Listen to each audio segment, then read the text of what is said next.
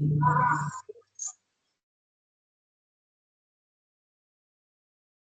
hope you can see me now. Yes, we can see you. Thank you. Okay, good.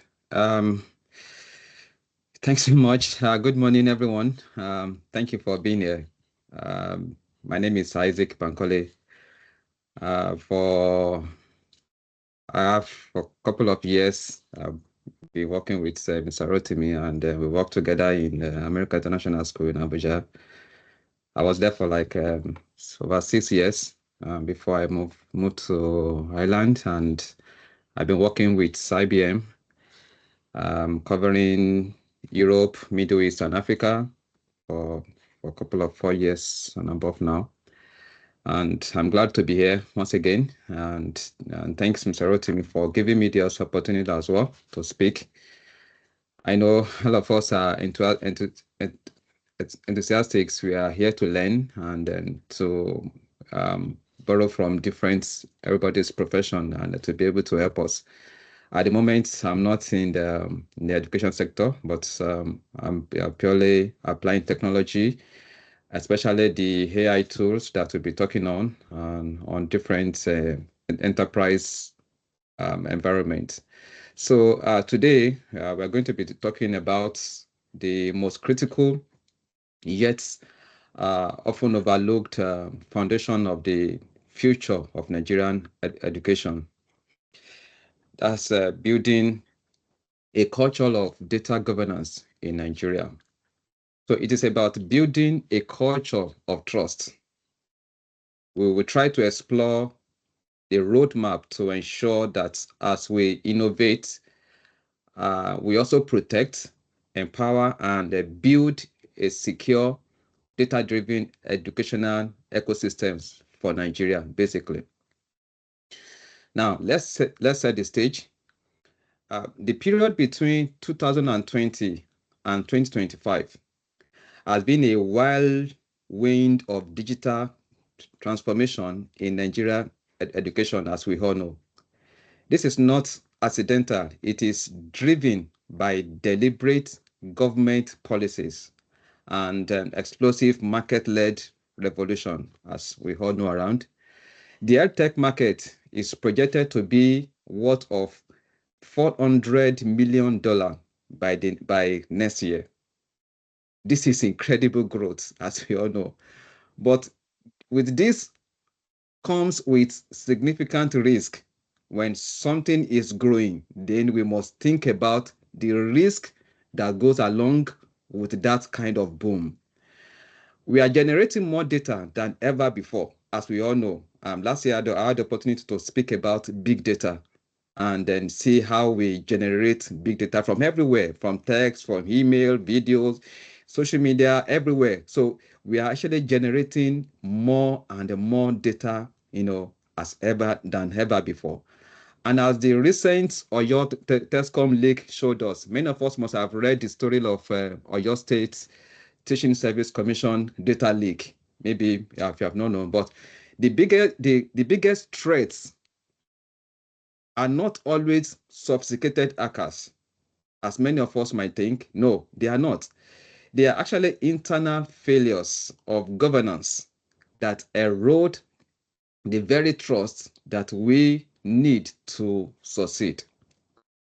I'll talk more about, maybe the what happened in your Tescom leak later. Now, let us look at the disconnect between policy and the reality. So, what is driving this change? It is a powerful combination of a top-down and a bottom-up forces. Let's look at the top-down. The government is pushing ambitious initiatives like Federal Ministry of Education, AWS Academy. Many of us might probably have known there is a kind of academy that is always coming up in Lagos, that are trying to bring up initiatives and train people on the AWS platform. I have a couple of engineers that are working in that level. There is a national e-learning portal as well, and there is also the UNICEF-backed Nigeria Learning Passport. We saw registrations grow 6-fold in just 1 year. So you see people, because of the infrastructure that has been made available, people keep on, using it. And before you use, you need to register. So you provide data into it. So within 1 year, there is about 60% growth in the registration. That is the impact from the government level. Now, let us look at the bottom up. We have a powerful demographic engine. 64% of Nigerians are under 25. That is huge. Maybe we don't know. And couple that's with a student to teacher ratio of 46:1 and a smartphone adoption hitting about 61% by 2025. It means we have a massive organic demand for digital learning solution. The momentum is undeniable.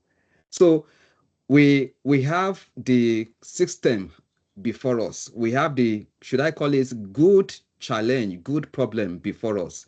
So we can, the data are there, for us to see that there is a need for us to come up with a governance to be able to protect ourselves. Let us look at the fragmented health tech ecosystem that we have. And thanks to Sarotimi, and his team for bringing up this to sensitize people about health tech. But here is the critical challenge. There is a massive gap.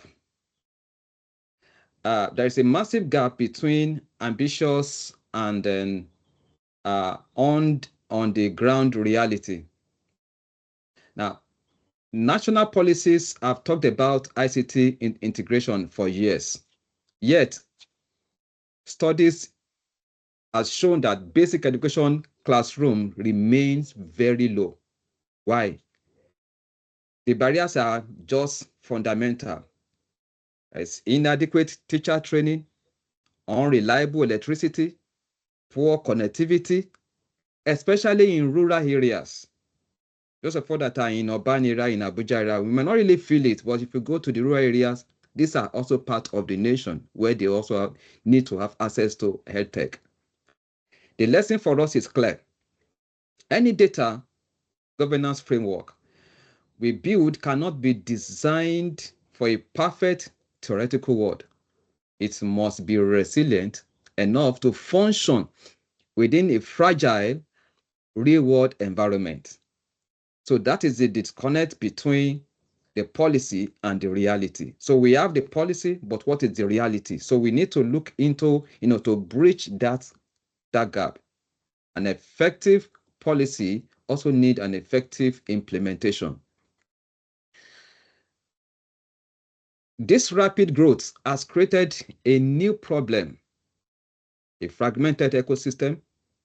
We have a fantastic platform like ULesson, depends on what we use in different environments or in our different schools. We have ULesson, you have a HappyLearn, you have then also global platform like Coursera, like all other ones.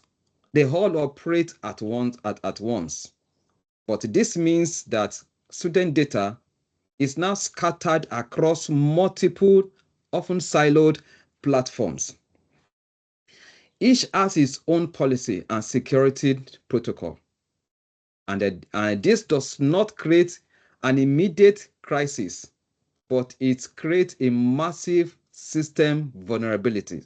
So at the time when we are using it, just like we are using AI now, but do we actually know the vulnerability behind it? Many of this has been talked about, and I think I had Dr. Bosse when she was talking as well. And Mr. Rotin also mentioned that there are some tools you can use to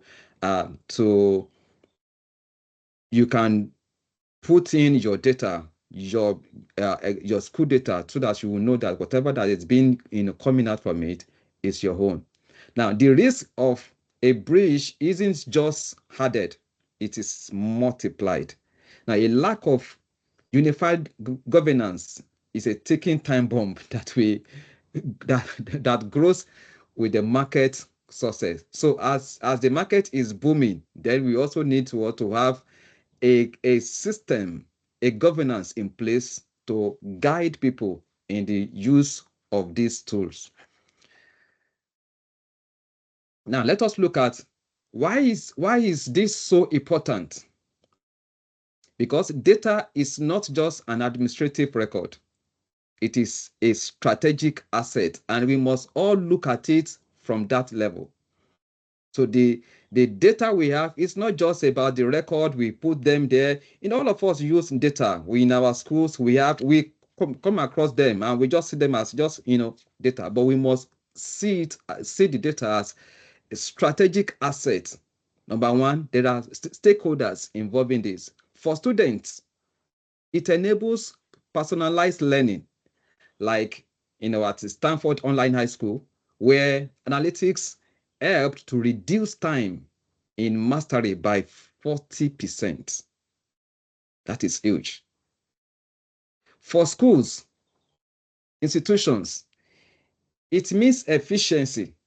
Let us look at the University of Maine system that saved countless hours on reporting by standardizing data, which sparked cultural change towards data consistency.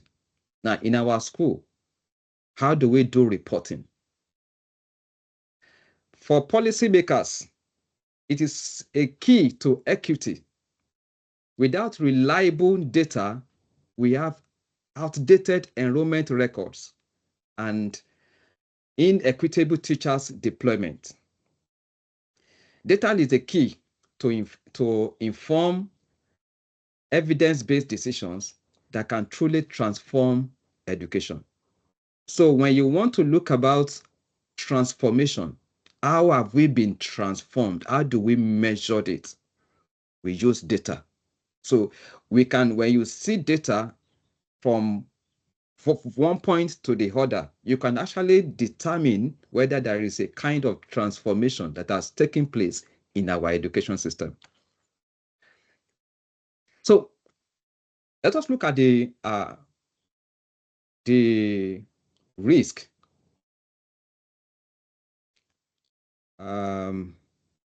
Sorry, I think I was not sharing my screen, right?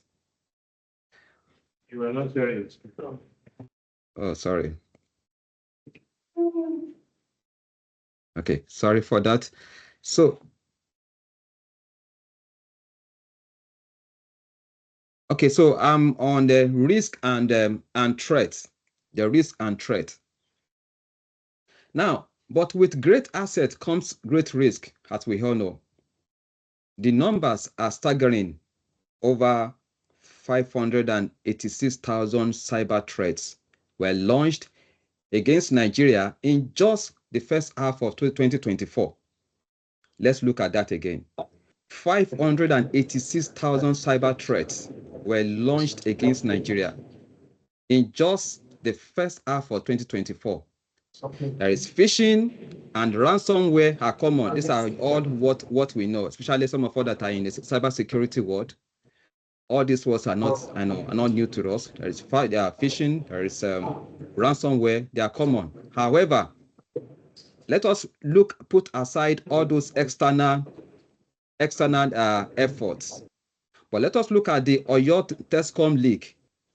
It is our most common lesson that we all know. In fact, many of us might be vulnerable and we may not know.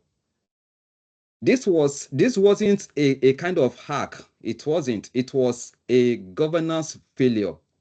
And then highly sensitive documents like national ID, like NIN, birth certificates, and some key data were left in a publicly accessible online folder. I think it was a Google Drive. A digital door was left open, to access into such huge data. This shows us that the great threat is not the external attacker, as we might, try to pay attention to, but the internal preventable mistakes that shatter public trust. Because if we can't curtail ourselves internally, there is no way public will be able to trust us. So charity begins at home. Thankfully, we are not without guidelines, a kind of rule books. Nigerian legal landscape has matured dramatically over years. The 2019 NDPR laid the groundwork, and then the landmark of a 2023 NDPA, that is a National Data Protection Act. Maybe some of us might not have been able to go through that act. It is viable. It is good for everyone, especially in the schools, to have access to that act and read and go through it, because we might be operating under something that we don't know. And they said ignorance is not an excuse before the law. So 2023 NDPA gave it the power to establish the Nigeria Data Protection Commission, NDPC. The law is very clear. If you possess the data of 200 people or more, which is like every school and every university, you are a data controller of major importance. That is what we don't know. Many of us, we are in school that are more than 200. Sir, ma, it means we need to be critical. We need to be to take it seriously. You must register with the NDPC. It means if you have a school or university that is 200 people or more, it means you must register with the NDPC. That is what the law says. And you must appoint a data protection officer. So there is no longer a kind of idea. It is the law. All right, so let us look at the core principles of a data governance. What does a robust framework look like? It is built on core principles. Of course, as we all know, there is no magic anywhere. When you see something that is working, when you see a system that is working, it is built on principles, not suggestions, not assumptions, on principles. So for data governance to work, there must be some principles to work on. Number one, accountability. Let there be clear roles. In our schools, let there be data owner. We have data owners, those that own the data. We have the stewards. We have the DPOs, data protection officers. So there must be accountability. And number two, there must be transparency. Being open with students and parents about how the data is used is crucial.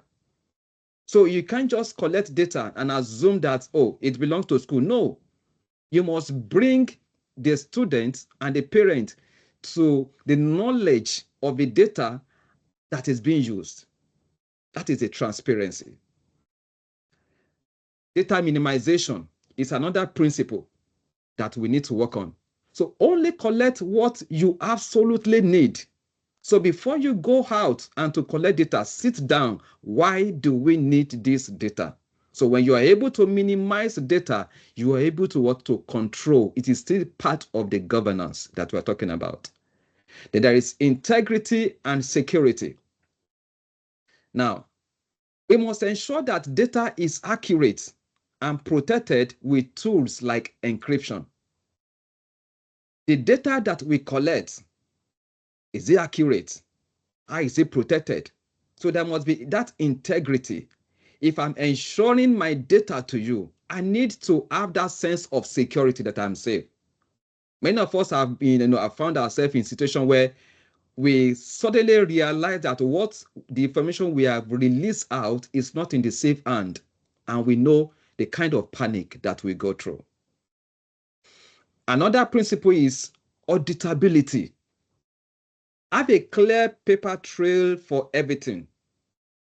These principles are the rules of engagement for handling data responsibly. So every stakeholder, especially the students and the parent, want to see the principles that we are working on before they can actually have the trust of the school.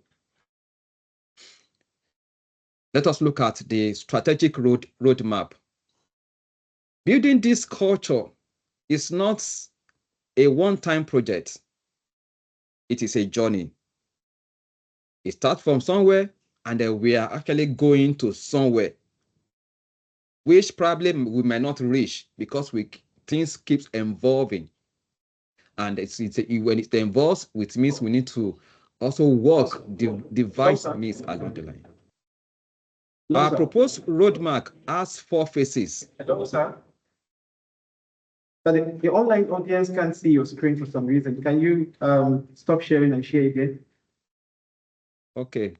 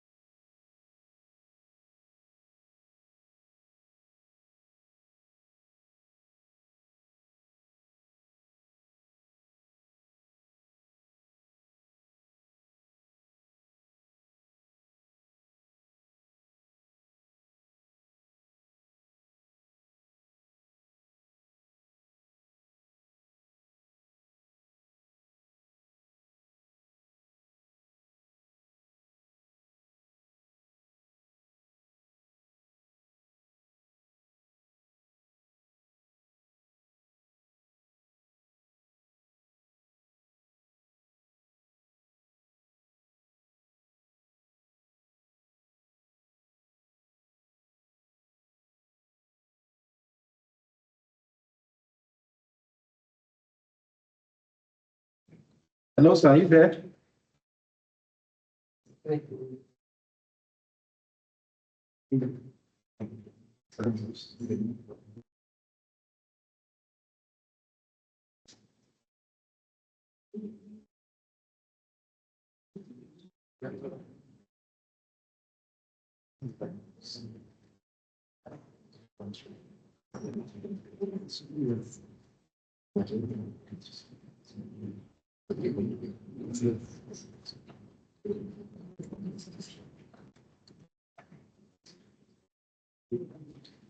Hello, sir.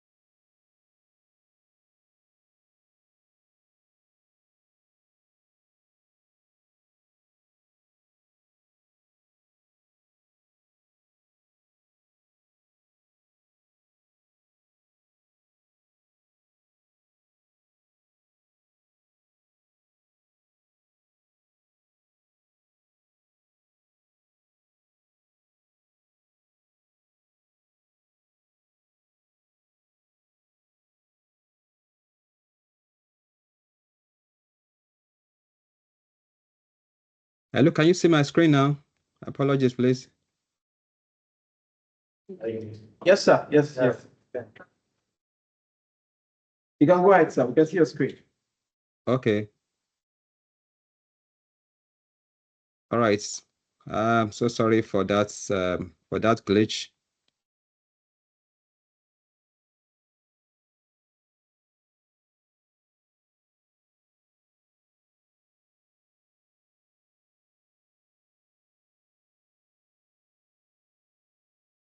Okay. Sorry. Let me just continue from the strategic roadmap. I was talking about building the culture is not just a one-time project. It is a journey. We are starting from one point and we are going somewhere, which might not actually get to the end because technology keeps evolving, and as it evolves, we must also adapt to the change. Our proposed roadmap, like I mentioned, it should be in 4 phases. Number one, we need to establish the whys, which is the foundation. Why do we need to go to do this? Why the data? Then we need to also define the policies, the whats. What are the things we need to put in place? What data do we need to collect? What is this one? What is that one? So the policies needs to be in place. Then there is the most crucial phase is the how. The how. There must be training. How do we implement this? Training and cultural integration, especially in our nation that is so unique. And finally, the ongoing journey of monitoring and improvement. And we're going to break this down one after the other.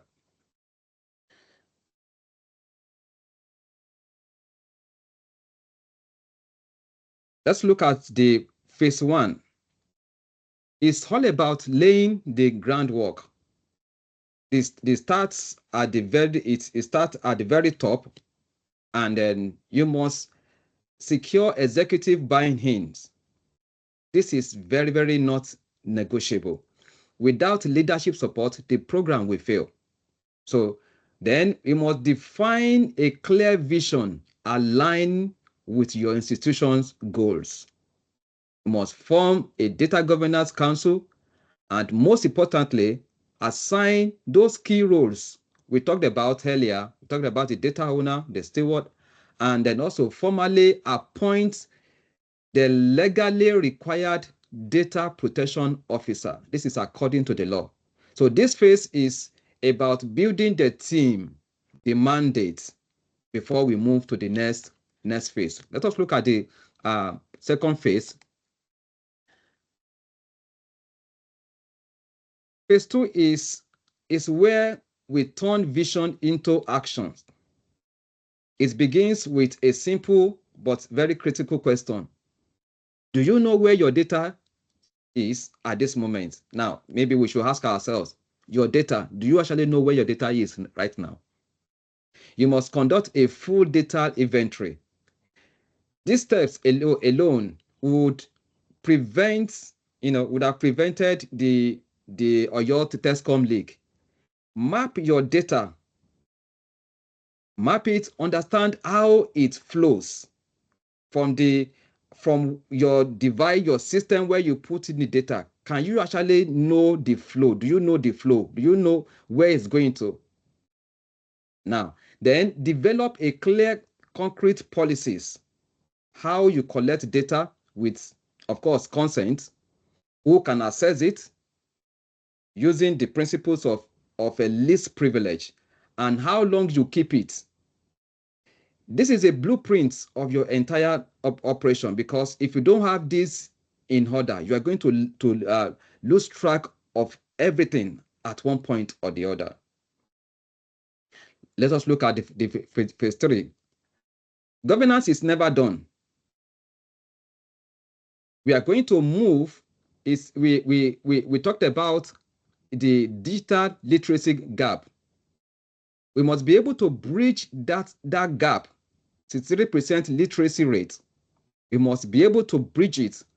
Then we must have roles specific, for educations, the administrators, the IT staff. These are different roles. So we must be able to give them access to according to their roles.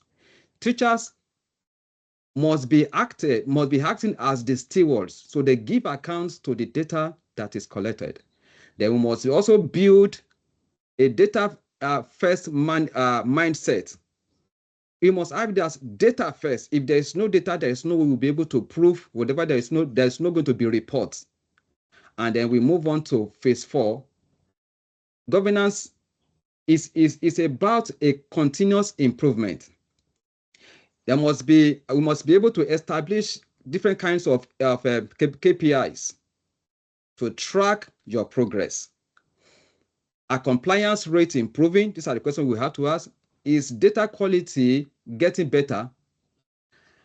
We need to also automate repetitive tasks, just like AI, orchestration tools like that, like data classification to reduce human error.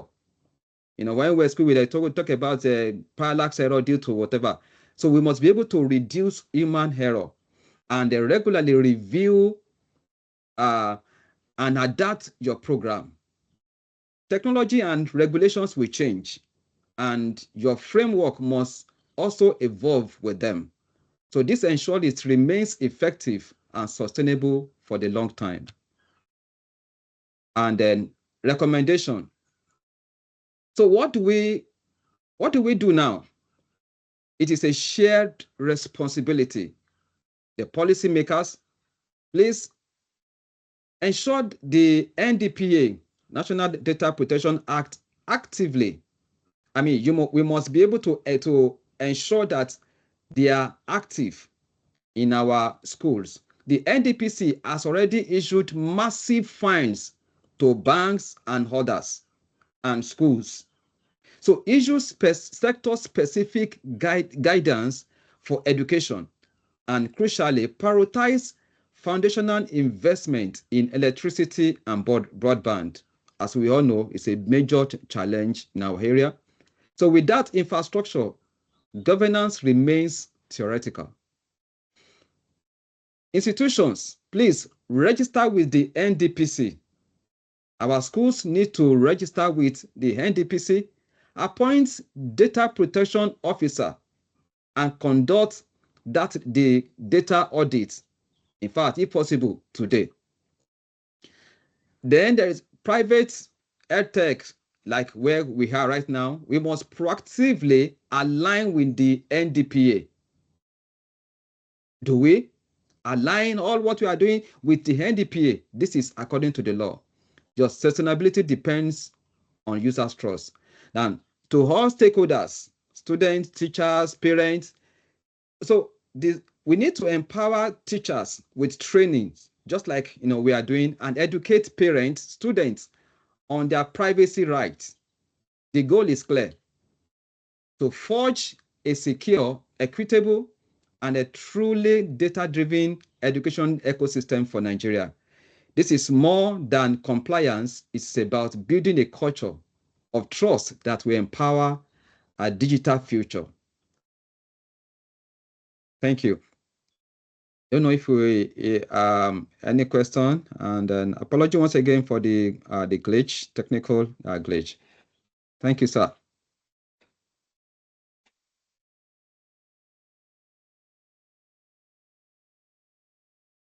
Hello, sir. Thank you Yes, so sir. much for the session. So we'll be opening up to the online and on-site audience to take questions if there are questions, actually. So I think we'll start with those on-site. Do we have any question? We do. Okay. So we have one here, sir. I'll quickly take. Hello, one question. I just want to share that lot of the data in this area. Now, I'm going to start this also. So they have initiated committee, inaugurated committee actually for Nigerian Education Data Initiative, which they call NADI. And this is an attempt actually the government to streamline the incongruent data that we have been complaining having globally. So I think the convener of this conference should take note of this effort by the Federal Ministry of Education and maybe encourage the ministry to take it more seriously so that it will help to solve some of the problems that we have in the educational aspects. This is just my contribution. I mean, Yeah. Thank you. Yeah. Thank you, sir. So, yeah, we thank. I appreciate it because every one of us we are taking advantage of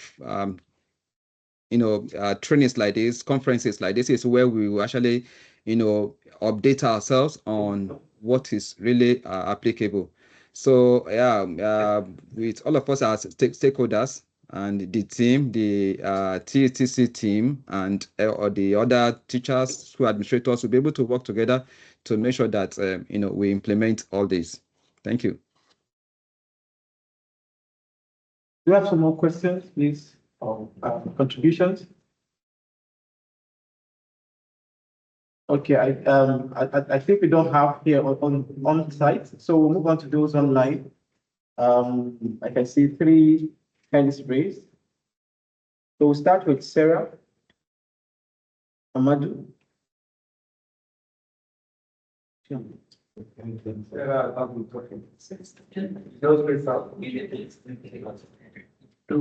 Right, Sarah. That's your question.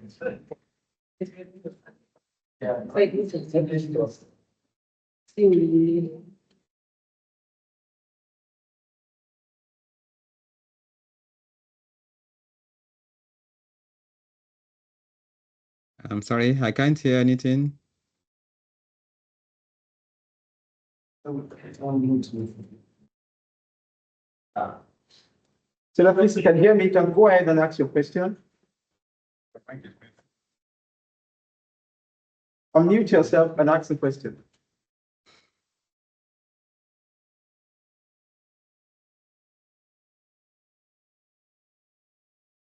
Can we move on to Nonso? Unmute and ask your question, sir. Yeah, good afternoon. Please, can you hear me, sir? Yes, sir, I can hear you. Hello, sir. Please. Okay. Sir, based on what you just presented on data governance, which was more like, it was so incredible because it was a follow-up to something very important that the last speaker raised, which I wanted to pass it, but with what you raised now, I felt like it was important to kind of bring it up, because the issue of data and governance, is something that is so important, such that we are not really leveraging on it per se. If we are to put it in the practical sense, whereby we give an example of how, when we need data for our own country, how we can apply it to our own needs, we don't have such like that. Recently, I even attended a conference where the person was saying he works with some companies abroad. Unfortunately, these companies will not come to establish in our country, Nigeria, which helps our economy. Why? Because there's barely any data for them to work with. You see, they don't have data that they can fall back on to know whether their product is working well or not. And I just feel so passionate to share that, for example, in our educational sector, bringing it down to our educational sector, you said something about the NSPD, but the issues we have in our country is regulation, following up. You see, because we can really, establish this in the sense that for example, in our primary schools, in our universities, we can have officers like you talked about to regularly come to each of the schools to request certain data, from the administrators of these schools, that can help people that want to know something about, education, in terms of AI, to rely on. For example, somebody can say, okay, I want to know the performance level of our schools in Abuja, you see, and how can we make that possible? By a good number of what you just mentioned, where our governments should be intentional in regulating it, getting to schools, requesting for certain data, okay, that can be used to, create systems like that can be used to create AIs that can help people leverage on very key information that really applies to us as Nigeria, So I just feel like it's very important from the government's end to follow up on regulation, because that's a very key issue we have in this country, following up on regulation. So thank you so much, sir. Yeah, thanks so much. I appreciate that. I think is a passion that we must all carry. Yes, there is a part on the side of the government. There is also the part on our own side. The government has established the act, because if there is no law, then we will do everything lawlessly. So there is a law, available. NDP's National Data Protection Act is already available.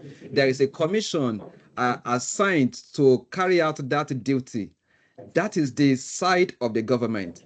The side of the school is we must ensure that we register with NDPC, so that we'll be accountable to whatever that we do. Then there must be data protection officer that we mentioned about. Nobody just come into school, into your school and take data.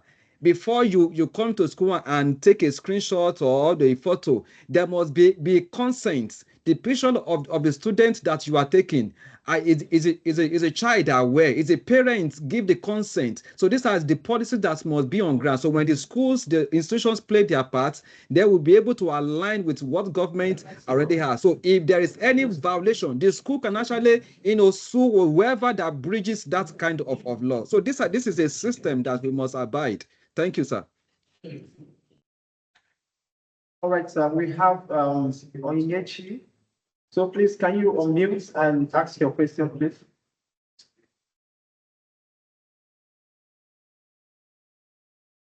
Hello, Onyechi. Can you go ahead and ask your question? Good day, everyone. Thank you. My name is Onyechi. I'm from UI. So thank you for the presentation. And my question is about, you've said a lot about data policy, the national policy, what the school has to do. And when there are breach on that, what can the student now do? Because most times people agree to data out of desperation. What I mean is, I, as a student, I need your service. So you tell me that this is your data policy, you will have access to my data, you promise to keep it safe and all of that. Sometimes you can share, you can advertise, maybe school things and all of that. And because I need the service, I am the student, I need it, I don't really think much about it, I just agree. Now, what if there are students that don't want that? Usually the data protection doesn't cover specific students that do not even want their data there. It's like, if you don't want it, don't be here. If you don't want to agree to these terms, you cannot you cannot use this platform. You cannot have access to this. And sometimes we've seen cases where schools are advertising the students' information, sometimes without the parents' consent, without notifying anybody. They are sharing the students' data or pictures and all of that. And the student may not even know what they are supposed to do in order to protect themselves. So in this case, what can a student, a child, or the parent in a school do if the school is breaching this data policy? Thank you. Okay. Thank you, Ma. Let me come in this way. I want to actually raise the consciousness of our data. Your data is you. So we must be conscious about this. Number one, if you try to be in higher education, as a student, you are matured enough to defend yourself. Ask questions. So nobody just comes to you and just asks, your information arbitrarily, or nobody just comes and starts capturing screen reader. Please ask questions. It's taken so seriously here, because everywhere you go to, there must be a signal.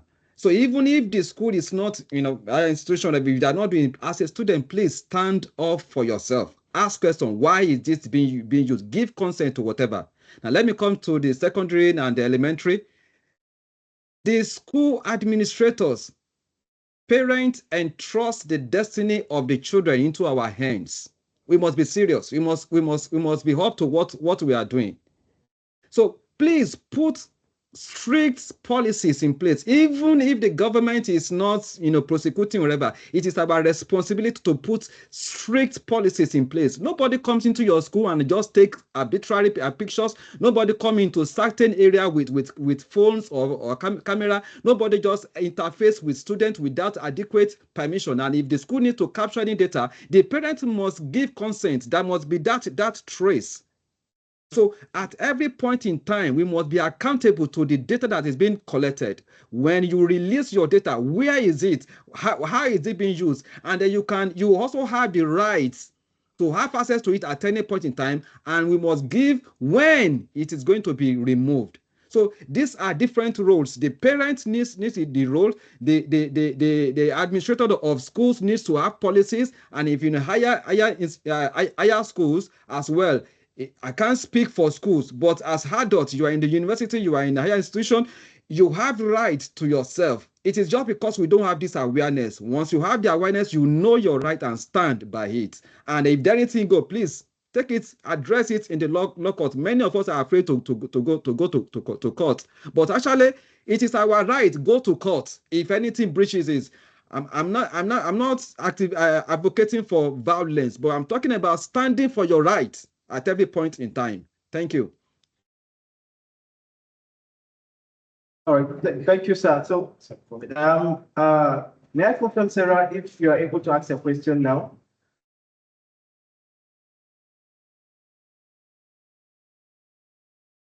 You can unmute and ask, please. Like that one don't visit here. All right, so please, we have one more question on site. Please, Mark, can you come forward? Thanks for all the presentations. My question goes this. Do we have data laws and policies that aligns with each and every of the SDG goals 2030 that we are working with now? And how do we get access to them? That's Sorry, can you say it again? I mean the data links and policies that we have in Nigeria. We have them in Nigeria that goes in line with SDG goals 2030 that we are working with it globally. And how can we get access to this data listing? Sorry, if the moderator could let me mention the data, what's again? So she's actually asking if there are policies and laws governing each and every of the SDG goals for 2030. We have currently done that. Okay, so that's a question. I don't really know about the SDG. I'm sure before a policy could come in, there must be acts that support that, and almost every country is adopting that policy. So, but I believe there is a connection between the SDG and then the NDPC that we mentioned. So before the NDPC, the commission will be established. They are working based on existing law, the Act. So I want to believe that we have access to the Act, the National Data Protection Act. We have access to that. We can get that Act, look at it. Let us do more research about the SDG, the Act as well. Does NDPA, does it align with SDG? If it doesn't, we as citizens of our great nation, we can bring it up. We can actually bring it up to the commission. Yeah, it may take a long time, but we could actually be advocates of that to ensure that whatever the acts that we have aligns with the SDG as well. Thank you. All right, do we have any question online or any other contribution? All right, Mr. Isaac, if there's any closing, okay, sorry. Sorry, I just want to remind you regarding all the documents that I'm going to share along with us. Yes, all of the presenters will send us their slides. We will make that available on our platform. We will send everyone the links. It will also come with an email that you will get as part of, if you're registered, you will, and we have an email, we will send out links and those information to them. And then if you're on any of our platforms, WhatsApp or Telegram, you will also get the links to visit the site and access all of them. Mr. Isaac, thank you. Do you have any closing remarks, anything you want to say before we just call it? Okay, thank you everybody for listening. I'm sure it is not the end. We are moving on gradually, especially even in our homes. We must be able to start the advocacy from our homes. So nobody just come into our homes. We must not just give out some data. Sometimes you tell your children, don't say this one. It is still part of the governance that we are putting in place. So let it start from our home. Charity begins from home. Before it gets to the school, the parents must agree. We must also educate the students, the school administrators. The lives and destiny of children are committed into our hands. Please let's take them seriously. Thank you so much, everybody. Thanks also, Mr. Rotimi.